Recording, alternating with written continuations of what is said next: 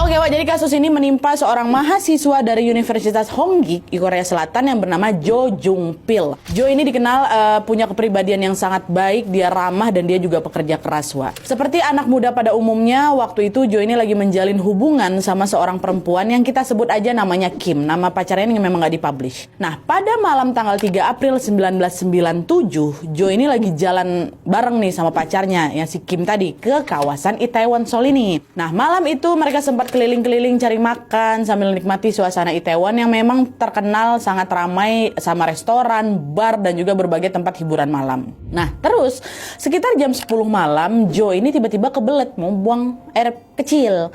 Karena nggak nemu toilet umum di tempat mereka berdiri, mereka pun akhirnya mutusin untuk mampir ke sebuah restoran cepat saji, yaitu si Resto Burger ini, untuk numpang toilet di situ. Dan FYI, Resto Burger yang dituju mereka ini berada di lantai dasar sebuah gedung 4 lantai. Sementara lantai paling atasnya ini, di lantai keempat ini, ada sebuah klub malam yang waktu itu juga lagi ramai pengunjung gitu loh. Nah, begitu masuk ke sana, Kim beli minuman, terus duduk nunggu di salah satu meja di situ. Sementara Jo, pacarnya, langsung jalan menuju ke toilet.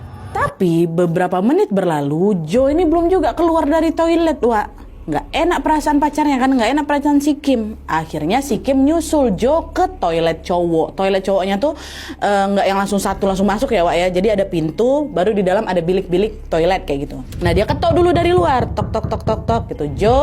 Jo, yang masih lama yang kamu di dalam nggak gitu. Nggak ada jawaban sama sekali, Wak. Bahkan suara orang ataupun juga suara air tuh nggak kedengeran dari luar itu. Nah, karena makin khawatir, Kim akhirnya pelan-pelan lah buka itu pintu toilet. Begitu pintunya dibuka, Kim langsung shock karena di hadapannya Jo, pacarnya ini, sudah tergeletak di lantai bersimbah darah, Wak. Darahnya udah bercecer sampai ke lantai, ke dinding toilet, kemana-mana. Pas Kim ngedeketin, barulah kelihatan kalau lehernya Jo itu udah penuh luka tusukan gitu loh. Langsung lah histeris si Kim, wah sayang tolongin, tolong pacar saya, kata gitu kan teriak. Gak lama setelah teriakannya si Kim menggema, beberapa pegawai resto pun langsung berlarian lah menuju ke toilet itu. Pintu dibuka, mereka juga ikutan kaget. Ih, kenapa nih? Cepat panggil polisi, panggil ambulans juga, kata mereka. Sebagian pegawai juga berusaha nenangin Kim yang terus menangis, terus shock berat dia di situ kan, Wak. Nah, terus beberapa menit kemudian polisi dan tim medis pun nyampe lah di lokasi. Saat itu Kim masih terduduk lemas di samping tubuhnya si Jo ini kan sambil terus menangis, sehingga polisi memutuskan untuk belum meminta keterangan Kim dulu nih. Nah, fokusnya polisi saat itu adalah mengamankan lokasi kejadian dan memeriksa seluruh isi toilet. Dari hasil olah TKP awal, polisi menemukan tubuhnya si Jo ini penuh luka tusukan memang, Wak. Tapi anehnya tidak ada senjata tajam apapun yang tertinggal di dalam toilet. Berarti senjata yang tajam ini dibawa sama pelaku kan. Dari situlah polisi juga mulai menduga kalau pelaku penusukan ini sudah lebih dulu melarikan diri sebelum ada orang yang menemukan Jo tergeletak gitu. Polisi bawalah Jo ke rumah sakit terdekat, tapi sayangnya nyawanya Jo tidak tertolong, Wak. Meninggal Jo. Keluarganya Jo langsung nangis histeris ya kan. Mereka ngerasa terpukul karena kehilangan salah satu anggota keluarga mereka yang sangat mereka sayangi dengan kondisi yang gak wajar gitu. Gimana gak shock keluarganya? Pihak keluarga juga mengizinkan tim forensik untuk mengotopsi jasadnya si Jo supaya mereka tahu apa penyebab pasti kematiannya Jo ini kan. Akhirnya di saat yang sama juga berita soal penyerangan Jo di Resto Burger ini langsung viral. Dalam waktu singkat berita itu langsung jadi headline di koran, di radio, sampai ke TV nasional. Resto Burger yang tadinya ramai kali sama pembeli, Wak, seketika langsung mulai sepi. Banyaklah orang jadinya yang takut datang ke sana ya kan, gegara khawatir pelakunya atau penjahatnya masih berkeliaran di sekitar situ. Di titik ini, baik pihak keluarga maupun masyarakat akhirnya mendesaklah tim kepolisian untuk menyelidiki kasus Jo ini secepat mungkin.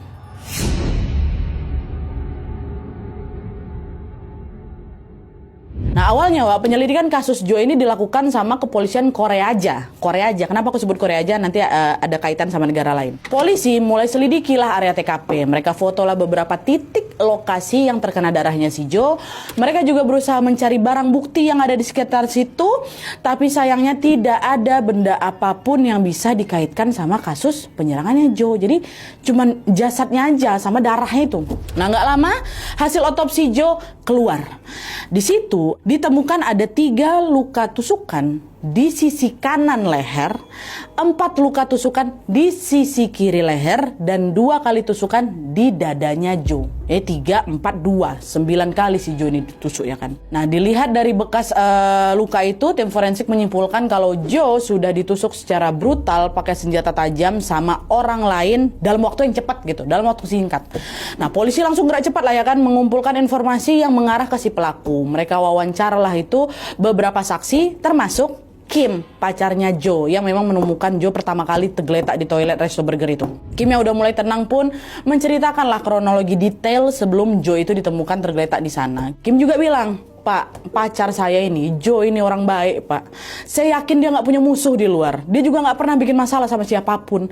Ini nih, kemungkinan nih, pelaku tuh pasti bukan orang yang Joe kenal. Pasti dia orang yang baru ditemui sama Joe malam itu. Atau bisa jadi juga ada orang yang memang udah ngincar Joe dari awal, Pak," kata si Kim.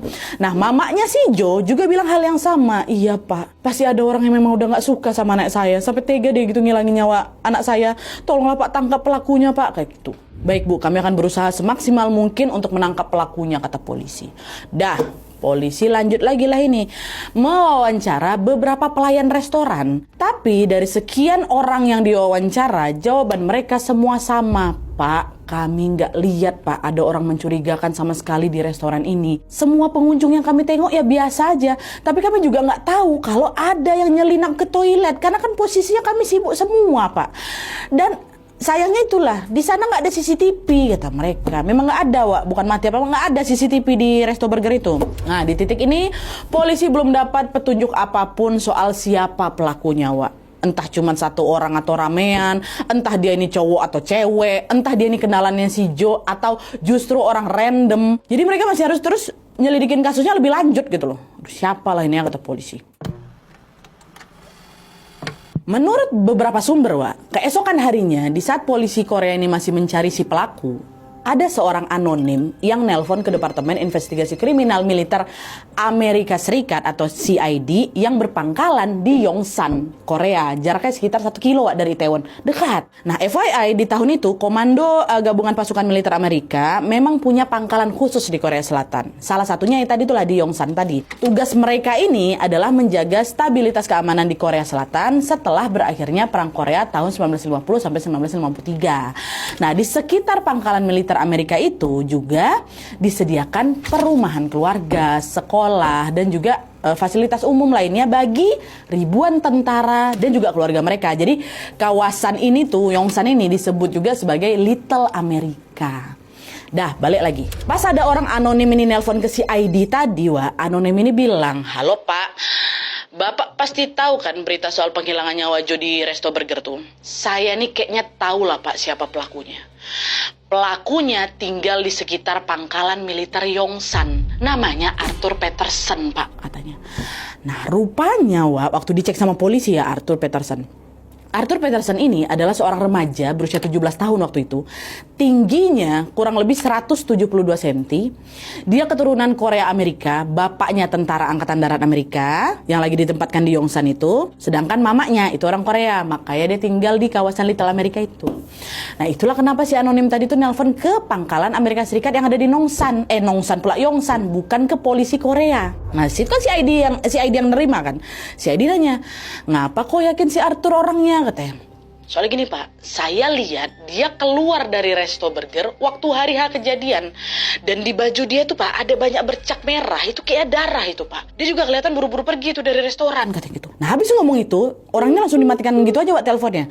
Gak ada yang tahu pasti siapa si anonim ini, Wak. Tapi yang jelas, habis dapat info itu, si ID gak langsung lapor ke polisi Korea. Mereka selidiki secara internal dulu nih. Soalnya kan bawa-bawa orang-orang yang ada di Little America nih. Nah, si ID pun datengin lah Arthur. Yang waktu itu, entah kayak gimana ceritanya, dia lagi ada di Hotel Dragon Hill Lodge yang ada di Yongsan. Pas si ID masuk, Arthur kaget. "Apa ini, kalian mau apa?" katanya. Orang si ID ini mungkin dalam hati dia, "Kan kawan-kawan bapak aku nih. Kami perlu bicara sama kamu. Ikut kami ke kantor sekarang," katanya. "Tapi salah saya apa, Pak? Ngapa saya dibawa-bawa?" "Dah, nanti kita bahasnya di kantor," katanya. Di situ Arthur nggak ngelawan, Wak. Dia nurut lah itu, ikut ke kantor Departemen Investigasi Kriminal. Nah, dah, waktu nyampe di situ, Arthur langsung diinterogasi sama si ID kan. "Kamu tahu kasus Joe di Resto Burger kan?" "Iya, Pak, tahu. Ada apa memang?"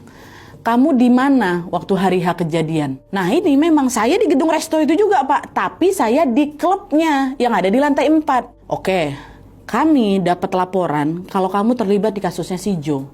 Kamu yang udah nusuk dia di toilet ya, langsung ditembak aja gitu sama si ID. Nah di situ Arthur mulai panik, Wak. Enggak Pak, sumpah. Enggak, saya memang sempat turun ke Resto Burger, tapi saya nggak tahu apa-apa ya Pak ya. Soalnya ada saksi yang lihat baju kamu ada bercak merahnya di malam kejadian, dan kamu juga buru-buru pergi dari situ. Darah itu kan. Kok yang udah nusuk si Jo kan, digitukan aja langsung. Disudutin terus Arthur, Wak, pokoknya di sana. Karena mungkin sudah terpojok, Arthur akhirnya bilang, Pak, bukan saya Pak pelakunya. Saya cuman ikut-ikutan aja. Yang nusuk si Jo itu temen saya Pak, namanya Edward Lee, kata dia kayak gitu. Hah? Siapa dia?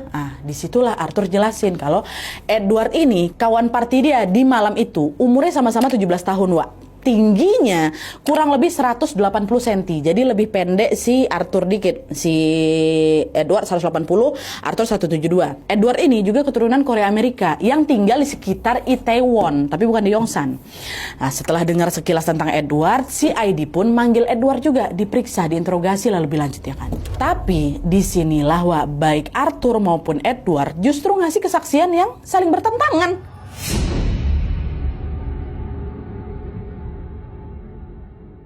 Nah, waktu diinterogasi sama si ID, Wak, Arthur dan Edward ini diperiksa di ruangan terpisah.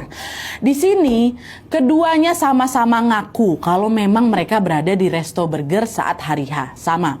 Bahkan mereka juga ngaku sempat berada di TKP, which is di dalam toiletnya si Resto Burger itu saat penusukan itu terjadi.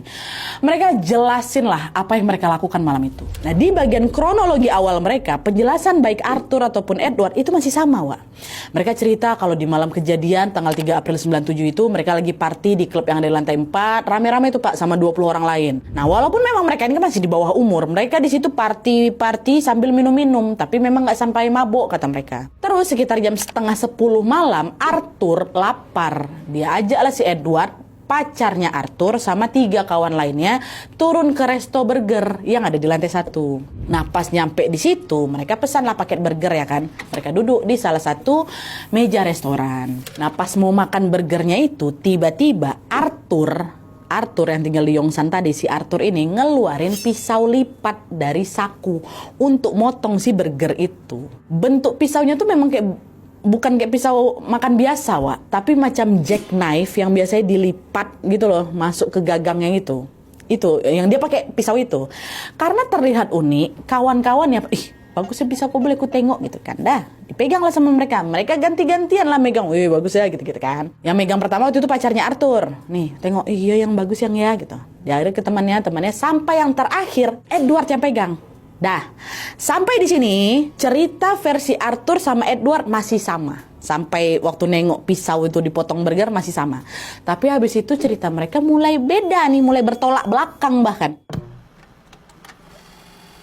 Kalau dari versinya Arthur, Wak, pas pisau lipat tadi dipegang sama Edward sempat nyeletuk. Keren ya pisau kau. Udah pernah kau pakai buat tusuk orang belum, katanya. Arthur cuma geleng-geleng kepala aja, Wak. Dia anggap si Edward bercanda.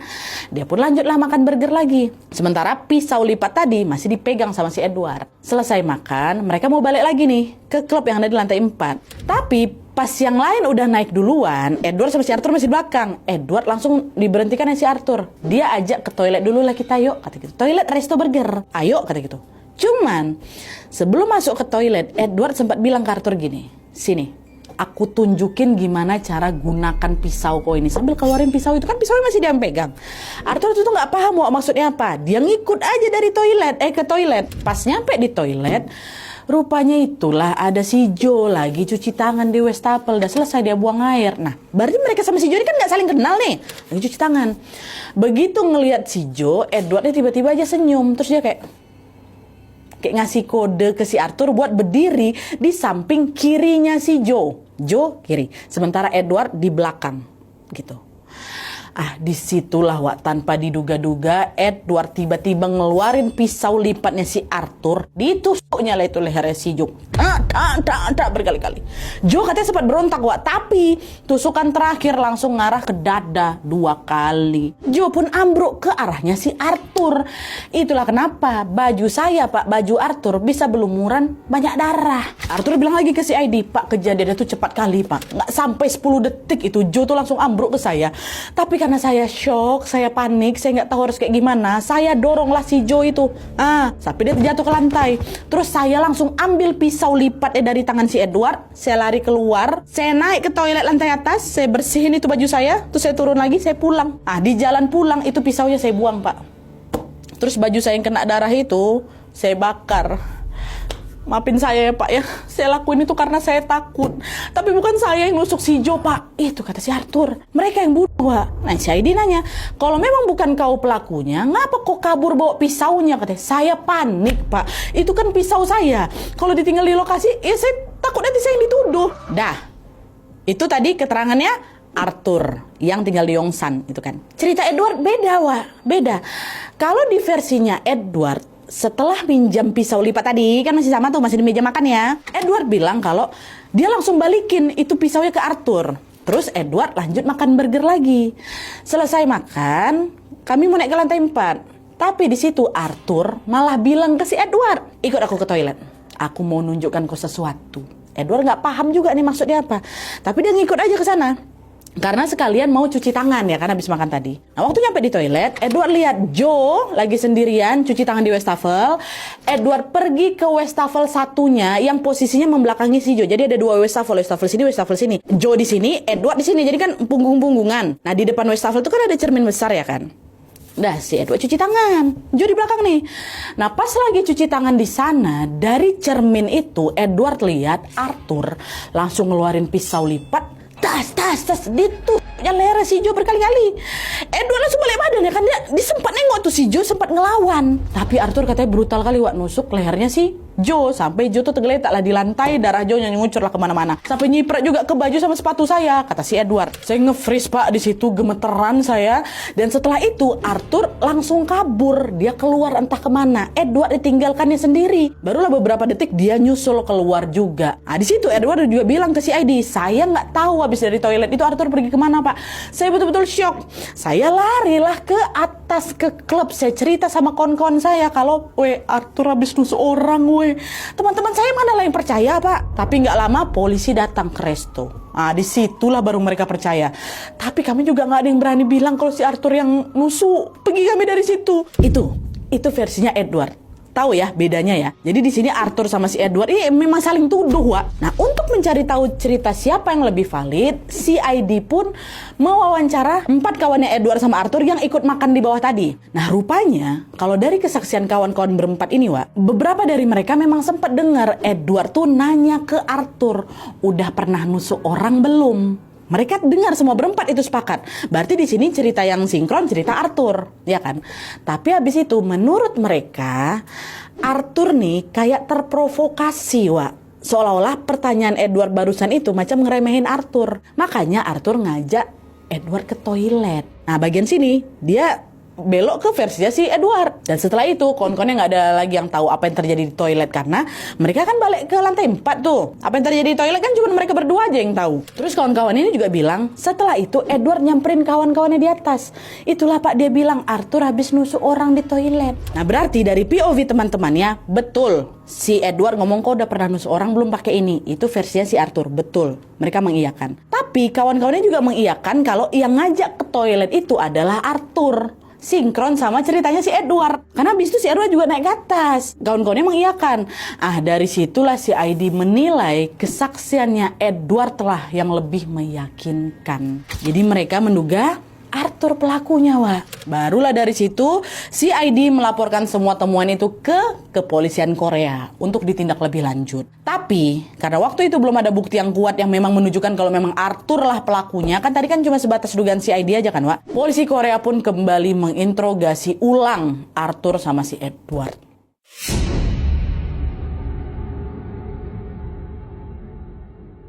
Nah, waktu diinterogasi sama polisi Korea, Wak, Arthur sama Edward ini ngejelasin lagi lah itu kronologi versi mereka. Terus polisi nanya lah sama si Edward, ya, kamu ingat gak gimana cara Arthur nyerang si Joe? Saya nggak terlalu ingat, Pak. Pas itu kan saya shock kali. Saya cuma ingat Arthur nusuk Joe berkali-kali, abis itu dia lari keluar bawa pisaunya. Itu aja yang dia ingat. Tapi berbeda dari si Edward, Wak, yang nggak ingat detail kejadiannya, Arthur justru bisa jelasin semua secara rinci gimana cara Edward nusuk si Joe. Arthur bilang, Pak, waktu di toilet ini posisinya saya ada di sebelah kiri Joe. Itu saya mepet tembok tuh, Pak.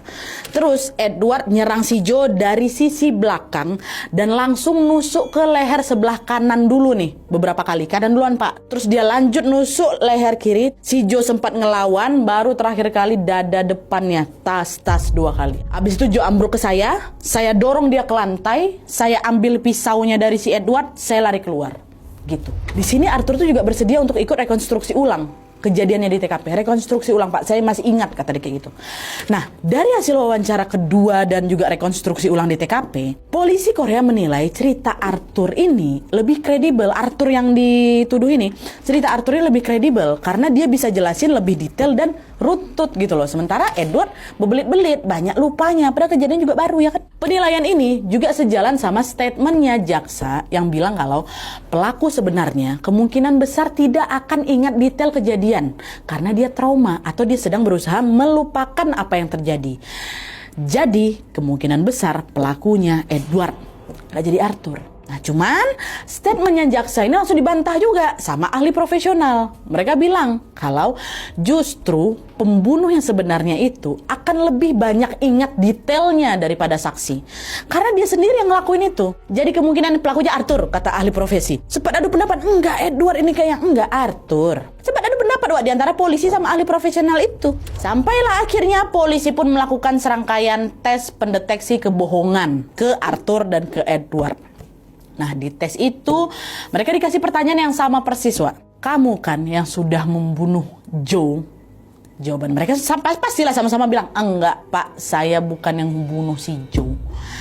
Tapi hasilnya Arthur lolos, Wak. Arthur lolos tes itu, sedangkan Edward gagal. Ini juga harus kalian tahu, di tahun itu alat pendeteksi kebohongan masih belum sempurna, Wak, ya.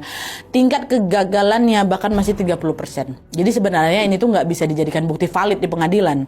Tapi waktu itu hasilnya tetap dijadikan salah satu pertimbangan kalau Edward nih lah pelakunya. Jadi berbelok ke Edward. Ditambah lagi, menimbang dari beberapa temuan lain, Wak, seperti keterangan Edward yang dinilai yang itu tadilah tidak konsisten dan juga agak cemas saat diinterogasi, dan pertanyaan Edward ke Arthur soal udah pernah nusuk orang belum. Itulah yang membuat Edward pun akhirnya dinyatakan bersalah atas kasus menghilangkan nyawa Joe dengan hukuman penjara seumur hidup. Tapi katanya dia dapat keringanan karena masih di bawah umur kan, masih 17 tahun. Edward yang dinyatakan salah, Wak. Sementara Arthur itu dia juga didakwa, tapi atas kepemilikan senjata dan perusakan barang bukti. Dia dihukum penjara 1,5 tahun. Nah, sama-sama dihukum nih. Tapi setelah bebas, kan Arthur lebih ringan kan. Waktu dia bebas, dia tetap diawasi dan dia dilarang bepergian ke luar negeri. Nah, larangan ini berlaku per 3 bulan. Jadi setelah 3 bulan tuh harus diperbaharui lagi. Dah? Belum selesai ya kisahnya.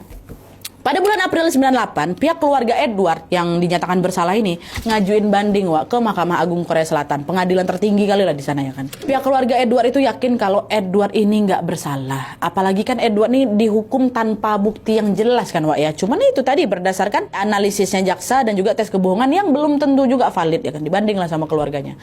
Dan rupanya banding itu diterima, Wak. Di persidangan kedua, hakim rupanya juga tidak mendapatkan bukti kuat untuk menghukum Edward.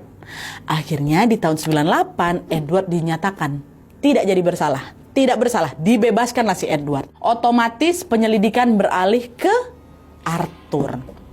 Tapi waktu mau diselidiki ulang, rupanya Arthur udah keburu kabur ke Amerika. Kalian ingat kan kalau larangan Arthur berpergian ke luar negeri itu diperbarui selama tiap 3 bulan sekali, toh.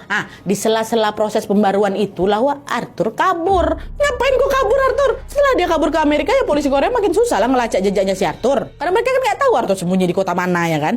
Ditambah lagi, Wak, Amerika ini juga di luar jangkauannya Korea, jangkauan mereka. Pun kalau Arthur ini udah ditemukan, proses ekstradisinya pasti rumit karena Arthur ini kan juga warga negara Amerika, Wak. Makanya kasus ini pun, kasus Joe ini sempat buntu selama beberapa tahun. Hal ini pastinya juga menjadi pukulan berat bagi keluarga si Jo karena anak mereka udah jadi korban kebrutalan pelaku, tapi nggak ada satupun yang bertanggung jawab, ya kan? Ibunya si Jo bahkan katanya bikin petisi ke polisi, ke jaksa, bahkan ke politisi, supaya si Jo ini dapat keadilan. Tapi sayang selama bertahun-tahun petisi itu selalu diabaikan. Bahkan ibunya si Jo ini juga sampai ngajuin gugatan agar Arthur itu diekstradisi ke Korea. Cuma di sini pihak pengadilan bilang, udah Bu, Ibu sabar ya, kami juga lagi berusaha mencari Arthur. Mengekstradisi warga negara asing tuh nggak gampang, Bu. Urusannya lewat 2 negara, bukan cuma 2 individu kayak kami aja, kata dia kayak gitu. Sabar ya Bu ya, katanya. Nah waktu denger itu Ibu Joni ngerasa kalau pengadilan Korea tuh lambat kali nanganin kasus ini, karena sampai belasan tahun mereka belum juga berhasil menemukan Arthur.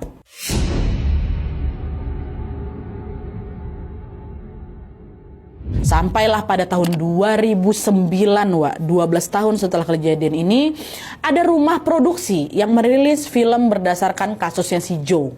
Film ini berjudul The Case of Itaewon Homicide. Film ini mengangkat kembali misteri kematian Jo, mulai dari penemuan jasad di toilet resto burger sampai endingnya pun dibikin ngegantung. Ya karena memang belum diketahui pasti siapa pelakunya, ya kan. Nah rupanya film ini viral di tahun itu. Masyarakat yang tadinya udah mulai melupakan kasusnya si Jo jadi keingat lagi. Mereka simpatilah sama keluarganya si Jo kan, yang berjuang belasan tahun nyari keadilan buat anaknya. Mereka juga kesal sama kinerjanya polisian Korea yang terkesan menyepelekan kasus ini.